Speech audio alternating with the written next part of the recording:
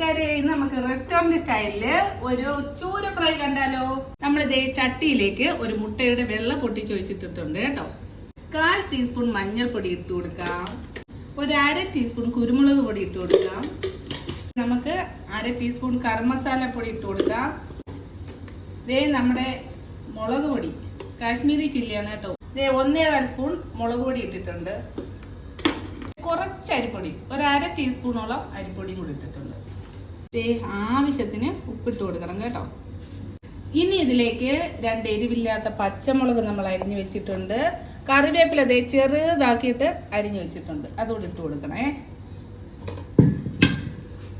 ഇതിലേക്ക് 1/2 teaspoon ginger garlic paste കൂടി ഇട്ട് കൊടുക്കുക. നമുക്കിത് നന്നായിട്ട് മിക്സ് ചെയ്ത് കൊടുക്കാം. അപ്പൊ എല്ലാവരും ഇത് ഒന്ന് ട്രൈ ചെയ്ത് നോക്കണം കേട്ടോ.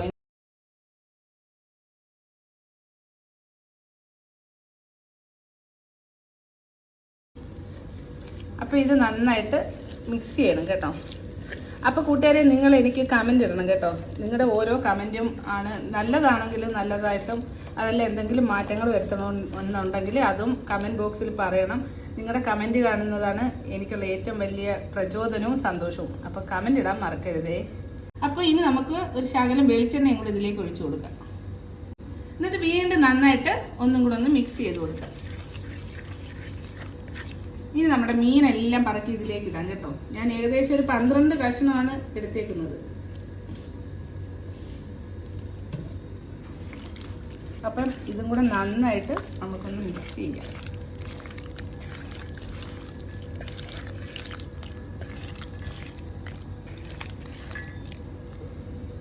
അങ്ങനെ നമ്മൾ ഇതെല്ലാം മിക്സ് ചെയ്ത് വെച്ചിട്ടുണ്ട്.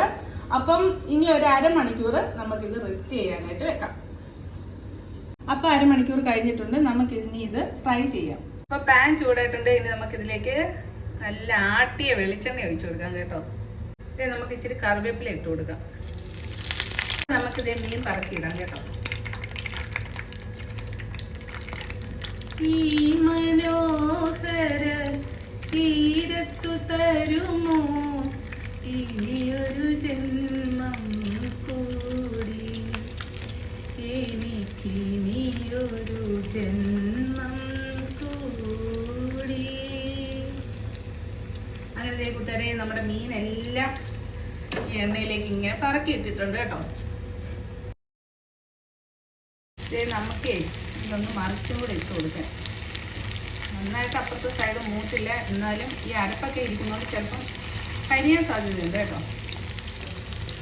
മഞ്ഞണി പൂനിലാവ് പേരാറ്റിൻ കടലിൽ മഞ്ഞളരച്ചുവച്ച് നീരാടുമ്പോൾ. കൂട്ടുകാരെ, ഞാനിവിടെ ജോലി ചെയ്തുകൊണ്ടിരിക്കുമ്പോൾ പാട്ടുകൾ ഇങ്ങനെ പാടിക്കൊണ്ടാണ് ജോലി ചെയ്യുന്നത്. അപ്പം നമ്മൾ ഈ പാട്ടിലെ ശ്രദ്ധയിൽ ഞാൻ ജോലി ചെയ്ത് ഇങ്ങനെ പോകുന്നത് അറിയത്തേ ഇല്ല കേട്ടോ. എനിക്ക് പാട്ടെന്ന് പറഞ്ഞാൽ ഭയങ്കര ഇഷ്ടമാണ്. എല്ലാവർക്കും ഇഷ്ടമെന്നറിയാം. ഇതേപോലെയുള്ള മീനൊക്കെ നമ്മൾ ഫ്രൈ ചെയ്യുമ്പോൾ ചെറു തീയിൽ വേണം അത് പാചകം ചെയ്യാൻ. എല്ലാവർക്കും അറിയാം, എന്നാലും ഒന്ന് പറഞ്ഞതേ ഉള്ളൂ. അപ്പോൾ അല്ലെങ്കിൽ ഇത് കരിഞ്ഞു പോകും കേട്ടോ. എന്താണെന്ന് വെച്ചാൽ ഇതിനകത്ത് ഈ മസാലയും പച്ചമുളകും എല്ലാം ഇങ്ങനെ ഇരിക്കുന്നതുകൊണ്ട് ഇത് കരിയാനായിട്ട് സാധ്യതയുണ്ട്. അപ്പോൾ ചെറു തീയിൽ ഇത് ഫ്രൈ ചെയ്തെടുക്കാം. അങ്ങനെ ഇതാണ് നമ്മുടെ റെസ്റ്റോറൻറ്റ് സ്റ്റൈല് ഫിഷ് ഫ്രൈ. അപ്പോൾ എല്ലാ കൂട്ടുകാരും ഇതൊന്ന് ട്രൈ ചെയ്ത് നോക്കണം. പുതിയ വീഡിയോസുമായിട്ട് വീണ്ടും വരുന്നതായിരിക്കും. May God bless you all.